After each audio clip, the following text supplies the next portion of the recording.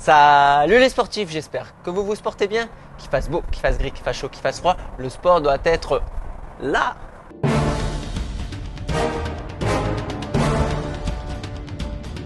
Il est beau, il est musclé. Vous l'avez peut-être déjà vu sur l'émission de TF1 qui s'appelle Ninja Warrior. Rémi Fantino, merci de venir dans mon purgatoire. Merci à toi de me recevoir. On te voit souvent avec quelqu'un qui te ressemble vachement, qui est Hugh Jackman, je crois, dit Wolverine.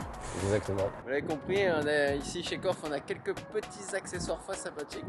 Oui, c'est un grand enfant. Hein. D'ailleurs, félicitations à madame, je crois que tu as quelque chose à nous annoncer. Eh oui, on est dans l'attente imminente de l'arrivée d'un petit garçon, un mini Wolverine, qui devrait nous rendre visite d'ici quelques jours. Cool, félicitations à vous. J'ai tout de suite une question, avant même de te présenter, mais pourquoi Wolverine? En dehors de cette ressemblance frappante. Pourquoi Wolverine? Donc c'est vrai que très souvent, depuis des années et des années, je porte la barbe, je suis très souvent débardeur et encore plus souvent débardeur blanc. Et depuis des années, très souvent, on me dit mais c'est fou la ressemblance que tu as avec Hugh Jackman. Et qui dit Hugh Jackman dit Wolverine forcément. Et c'est vrai qu'avec un petit peu de maquillage et un coup de rasoir bien placé, la veste et les griffes, et l'illusion est vraiment pas mal. Que penses-tu de cet accessoire? Alors cet accessoire, honnêtement, c'est un calvaire. L'avantage, c'est qu'ils ont eu la petite présence d'esprit de casser l'angle, parce que ça, réellement, pour les doigts, c'est un supplice. Tenir, c'est une chose. À deux mains, c'est une chose. Honnêtement, à une seule main, j'arrive pas. Se tendre, se balancer dessus, un calvaire. Et pouvoir décrocher, tout dépend où est l'autre main. Si elle n'est pas assez stable ou assez fixe, je vois sur son homologue, c'est pas possible. J'y arrive absolument pas. Mais bon, nouveau défi, nouvel accessoire. Voilà, je reviendrai. Il faudra potasser ça. Bon, je suppose que dans la vraie vie, t'es pas acteur. Exactement. On se connaît bien, hein. Voilà. Ah, on a vu d'ailleurs, je me rappelle de la première mission où on avait fait un reportage sur ton métier, je crois. Exactement, donc pour ceux qui savent pas, je suis chirurgien dentiste depuis bientôt 10 ans maintenant.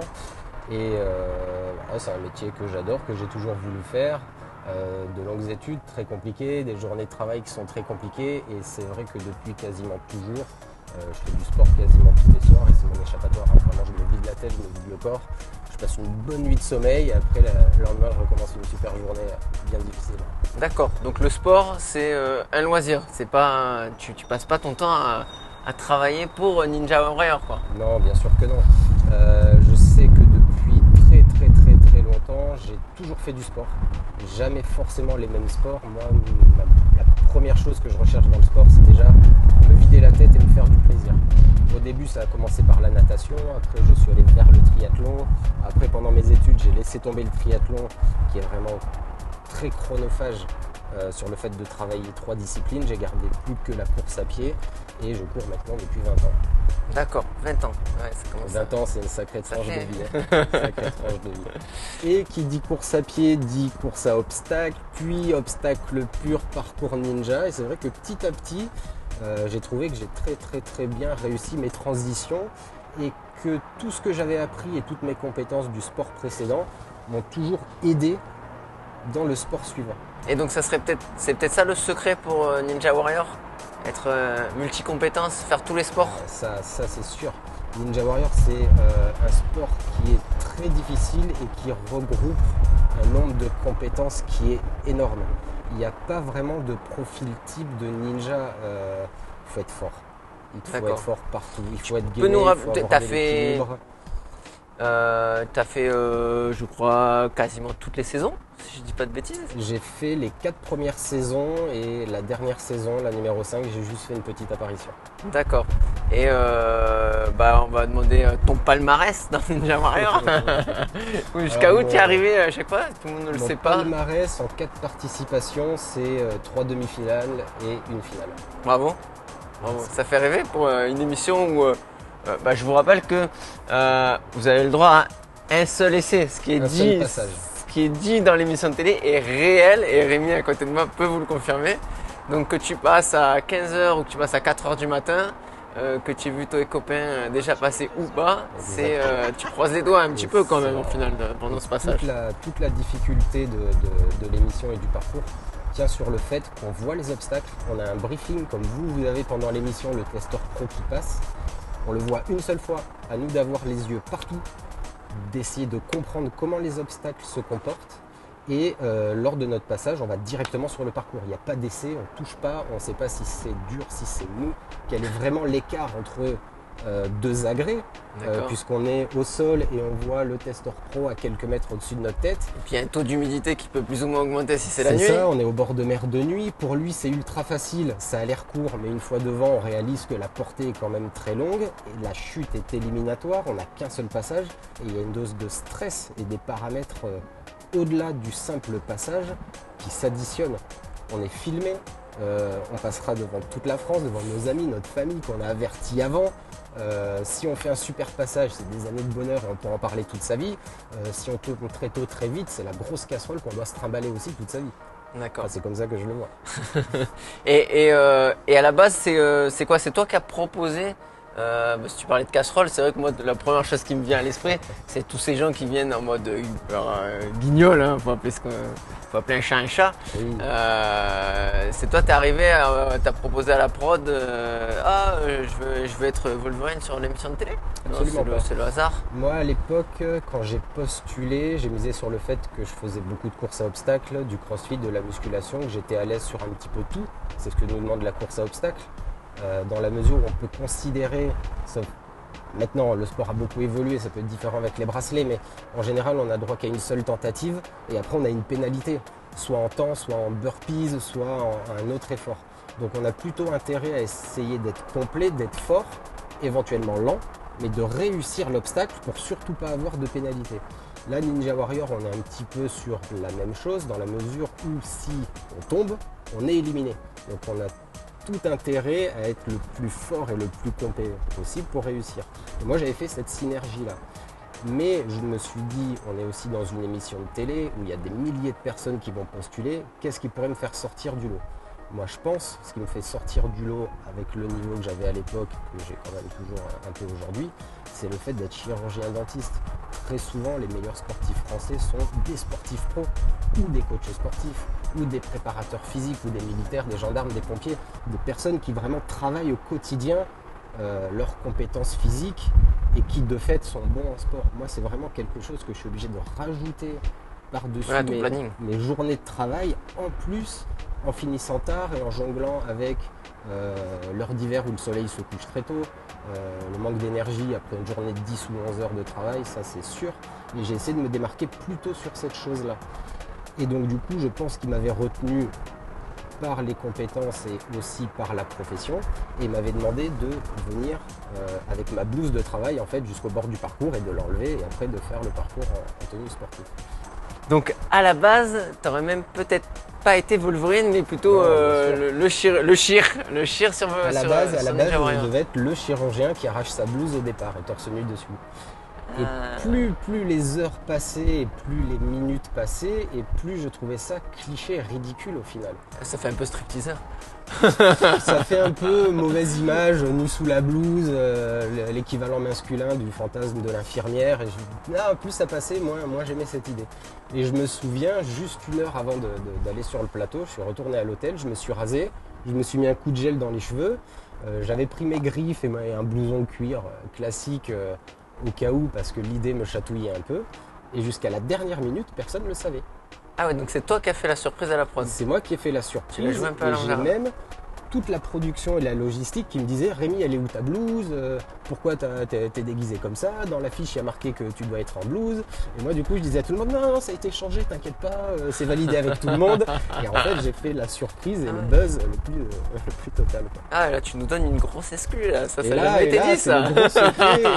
C'est un petit peu le gros secret de l'émission et du personnage. D'accord, c'est énorme, c'est énorme. Ah, merci de partager ça avec nous en tout cas. Tu nous parles beaucoup de course à obstacles. Ouais. Donc bon, c'est pas pour rien, moi je le sais, c'est là où c'est connu. Mais j'aimerais que tu nous racontes aussi ton parcours et ce que tu as pu faire en tant que coureur à obstacles, parce que je pense que ça va en intéresser plus de... Ouais. Si jamais il y a beaucoup de personnes qui nous suivent et qui font de la course à obstacles, et qui peut-être eux ont commencé qu'à partir de 2014 ou 2015 dans la mesure où ça a été beaucoup popularisé, qu'après il y a eu les championnats du monde d'Europe dans tous les sens, avec plusieurs labels, les catégories open, les catégories d'âge. Et c'est vrai que maintenant il y a beaucoup de personnes qui sont touchées, il y a beaucoup de personnes qui le connaissent. Et il ne faut pas oublier, moi je me souviens, la première fois où j'ai entendu parler des courses à obstacles, c'était sur le Village Expo du Marathon de Paris 2011, où il y avait un stand d'exposition sur la frappe à dingue de Lille ou de quelque chose comme ça dans le Nord, qui existait déjà depuis 2 ou 3 éditions. Je pensais que c'était les Alpes. Donc, donc là, j'ai plus du tout le lieu en tête, mais frappe à dingue, c'est eux le premier label de course à obstacles en France. Il n'y avait qu'une seule date dans le Nord avant de commencer à s'étendre et que ça prenne de l'ampleur. Après, Spartan Race est arrivé au Castellet fin 2013. Ça a commencé à être un peu plus popularisé. Il y a eu des premières dates un petit peu partout en Europe. Et les tout premiers coureurs connaissent surtout ces dates-là. Effectivement, 2013. 2013. Et après, tu as eu la chance donc, de faire partie de ces premiers Français qui ont été au monde. Donc c'est quelque chose qui m'avait attiré l'œil, mais sans plus à l'époque, dans la mesure où j'étais un très gros coureur. Je courais fort sur semi, je valais une 14 sur semi, je cherchais à tout prix à descendre sous les 1,12. Donc j'étais très focalisé semi à cette époque-là. J'avais déjà fait 6 marathons, j'arrivais pas à descendre en dessous des 2,45. J'ai déjà fait 2,46, mais j'ai fait beaucoup de 49, de 52, de 48. Jamais réussi à casser cette barrière. Et comme tout sportif, arrive à un moment, on atteint son maximum et on ne sait plus trop quoi faire entre guillemets. Et je me suis dit, quitte à courir, autant que ça soit ludique. Voilà, exactement. Je me suis dit, je ne vais pas arrêter la course à pied, mais je sais que la performance va commencer à ne plus y être. Donc, autant viser sur des pays différents, des villes différentes, ou alors des distances différentes. Et c'est là où j'ai commencé à creuser un petit peu la question en me disant, qu'est-ce qui existe comme course ludique, course à étapes, de grands voyages. Je sais qu'il y a une course sur les routes de la soie, où il y a une étape par jour pendant 15 jours, encore sur la muraille de Chine, voilà, vraiment des trucs de folie. Et tous ces petits flyers que j'avais gardés de côté, que j'avais mis dans une petite pochette, et je suis retombé sur le fameux flyer de la frappe à dingue 2011 que j'avais gardé de l'époque. Et en cherchant sur internet, j'ai vu qu'aux États-Unis c'était très popularisé, qu'il y avait énormément de labels qui existaient, et que Spartan proposait sur son site US une carte du monde et de l'Europe soumis à des votes d'athlètes pour savoir dans quelle ville ou dans quel pays il pourrait y avoir des dates. Et je me souviens avoir voté pour tous les pays d'Europe. Et quand la Spartan est arrivée en fin 2013, moi c'était ma 4e course à obstacles. J'avais déjà fait 2 frappes à dingue et la Blue Star Challenge à Biarritz. La première frappe à dingue 2013 que j'ai faite à Courchevel, j'arrive 4e sur des milliers de participants. La frappe à dingue de Paris, j'arrive 2e. La Blue Star Challenge de Biarritz, je l'ai gagnée. Et j'arrivais vraiment sur la Spartan, entre guillemets, en terrain conquis, avec vraiment beaucoup d'avance sur l'entraînement en connaissance de cause. Après, tout le monde se souvient de la première édition de Castellet au mois de novembre, à se jeter dans l'eau, à se geler les fesses. C'est bien ça, être arrosé au tuyau d'arrosage sous le dernier ramping, et j'ai fait une hypothermie totale. Avec la Sandbomb, avec de la neige. J'étais dans le top 3 quasiment tout le long de la course, et je finis 7e ou 5e ou quelque chose comme ça. Ça reste quand même une super expérience. Mais là, la course à obstacles a pris un cran. Parce que là, jusque-là, les courses que j'avais faites... Ça restait de la fun run jusqu'à là. Voilà, d'amusement. On n'était clairement pas sur de la difficulté. On était vraiment sur un concept différent de la course à pied. C'est vrai qu'en partant de là, je me dis j'ai quand même des résultats prometteurs pour un sport qui est très nouveau, très peu connu. Je me suis dit, le temps que les coureurs à pied se convertissent, il va quand même y avoir un sacré délai. Le temps que les grimpeurs se mettent à la course à pied, il va y avoir un sacré délai. Et je me suis dit qu'il y avait vraiment une fenêtre d'ouverture et qu'il y avait le bon wagon à choper. Et c'est comme ça qu'en 2014, j'ai fait toutes les premières dates européennes avec Rome, Milan, Munich, Madrid, jusqu'à arriver à faire un podium en arrivant 3e sur la Super de Rome en élite, qui m'a fait décrocher ma qualification au championnat du monde. La fameuse pièce de l'époque. La fameuse pièce de l'époque qui me donnait droit aux qualifications, et j'ai fait ma première biste dans le Vermont aux États-Unis pendant les championnats du monde. D'accord. De 2014. Belle expérience aussi. Et là, tu as eu la médaille en 2014. C'était une médaille qui tournait, cette fameuse médaille qui tourne, qui n'existe plus. Spartan, remettez-nous la médaille qui tourne. Elle était fun. Ouais, elle était cool, elle est belle. Tu as parlé de casting. pour ceux et peut-être les jeunes qui nous regardent. Comment ça se passe? Tu passes combien de castings? Moi je sais que bon, j'ai reçu, j'ai entendu parler, j'ai déjà postulé, donc je sais que oui, il y a quelques castings, mais comment ça se passe toi, ta vision, comment ça s'est passé pour toi? Alors pour moi, l'aventure Ninja Warrior commence quasiment un an en arrière avant de faire le parcours. D'accord, chaque saison, ça se passe un an avant. Le parcours du combattant se fait quasiment sur l'année, dans la mesure où je pense qu'il y a plus ou moins 10 000, si ce n'est pas 20 000 personnes qui postulent. D'accord. Pour au final rester un peu moins ou un peu plus de 200 candidats. C'est les élus, quoi. Donc du coup, les sélections sont très longues, sont très difficiles. Il y a beaucoup de mails à écrire, il y a beaucoup d'interviews écrites, il y a beaucoup de vidéos à fournir, il y a beaucoup de photos et de vidéos à fournir à l'entraînement, sur les compétences, la tenue de travail, qu'est-ce qu'on fait au quotidien, nos motivations. Après, il y a des tests physiques sur une petite réplique d'obstacles, savoir si on arrive à enchaîner quand même un animal et qu'est-ce que... 10 ou 15 tractions ou des choses comme ça. D'accord, donc j'ai jamais fait de sport de ma vie, je peux peut-être pas postuler alors finalement, il n'y a pas que les gens déguisés dans cette émission. Alors postuler, oui, tout le monde peut postuler. Après, être retenu, c'est autre chose. D'accord. Après, il ne faut pas oublier qu'on est sur une émission de télé, donc faite pour des téléspectateurs. On est d'accord. Qui vont générer de l'audience et du chiffre, et fatalement. On ne peut pas, je pense, concevoir une émission avec 200 champions qui peuvent potentiellement gagner. Il faut essayer de diversifier ça au nous intéresse pas quand maximum tu auras les candidats. l'émission. Exactement. Moi, je vois sur une émission de 2 heures, une fois qu'on a vu 5 personnes passer et 5 personnes tuer le parcours en quelques secondes, on change de chaîne. Après, quand on voit qu'il y a une réelle difficulté, qu'il n'y a personne qui passe à tel obstacle, qu'il y a des gens qui font un peu les guignols, c'est rigolo. Ça touche aussi un peu les enfants. Il y a le papa qui va regarder plutôt le vrai athlète, la performance. Il y a peut-être les mamans, les filles, les choses comme ça, qui vont se rincer un peu l'œil. Et c'est vrai que c'est une émission qui touche tout le monde par un pool de candidats différents. On parle beaucoup de Ninja Warrior. Est-ce qu'il y a d'autres émissions de télé? J'ai reçu il y a pas très longtemps Alix de Koh Lanta. Si vous voulez voir la vidéo, elle est juste là. Ce genre d'émission, genre Koh Lanta ou toute autre émission de télé-réalité, ça t'a déjà postulé aussi ou ça te dit ou absolument pas? Toi, ton créneau, c'est Ninja et point barre. Émission de télé-réalité. Alors une émission de télé-réalité, non, sûr que non. Moi, ce qui m'attire sur Ninja Warrior, c'est qu'en fait, c'est une compétition sportive qui est filmée. Limite, le côté caméra, je ne vais pas dire m'intéresse pas, mais c'est le côté parcours, moi, qui m'intéresse. Koh Lanta, c'est une aventure qui, pour moi, est beaucoup trop longue. Beaucoup trop longue. Je ne peux pas me permettre de fermer mon activité, mon cabinet pendant 3 mois. Il paraît que c'est 3 mois. Rien que sur un côté déontologique et éthique, c'est quand même très compliqué. Je ne peux pas me permettre de revenir avec des kilos en moins ou affaibli ou malade. Je ne pourrais plus jamais tenir les journées que je tiens au cabinet. 3 mois sans toucher un patient, il ne faut pas croire, tout ce qui est métier manuel, ça se perd énormément. Et je l'ai bien vu pendant les 2 mois de confinement.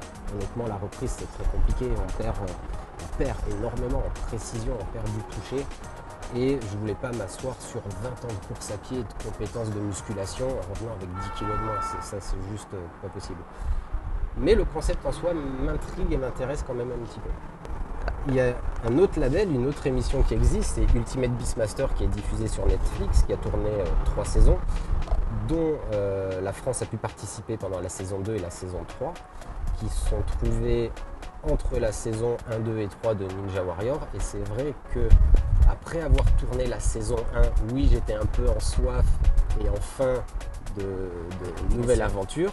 Et c'est là que je suis tombé sur les castings d'Ultimate Beastmaster, que j'ai réussi et j'ai été sélectionné.